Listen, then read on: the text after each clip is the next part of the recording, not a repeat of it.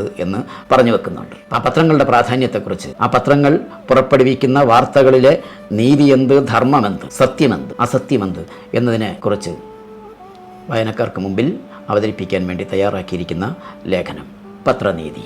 പത്രം ഏതൊരു മനുഷ്യനും വാർത്ത അറിയുന്നതിനും അറിയിക്കുന്നതിനും ഉള്ള മാധ്യമമായിരുന്നു ഒരു കാലഘട്ടത്തിൽ. പത്രമല്ലാതെ മറ്റൊരു മാധ്യമം ഇല്ലായിരുന്നു വാർത്തകൾ അറിയിക്കാനും അറിയാനും. ലോകത്ത് നടക്കുന്ന വിശേഷങ്ങൾ, സംഭവങ്ങൾ നമ്മുടെ മുമ്പിലേക്ക് എത്തിക്കുന്നതും നമ്മുടെ അനുഭവങ്ങൾ, നമ്മുടെ കാര്യങ്ങൾ, നമ്മുടെ അകായിലെ സംഭവങ്ങളെന്നാണ് ലേഖനത്തിനകത്ത് പറയുന്നത്. ആ സംഭവങ്ങൾ ലോകത്തിൻ്റെ മുമ്പിൽ എത്തിക്കാനും നമ്മൾ പത്രത്തെ തന്നെ ആശ്രയിക്കേണ്ടി വരുന്നു.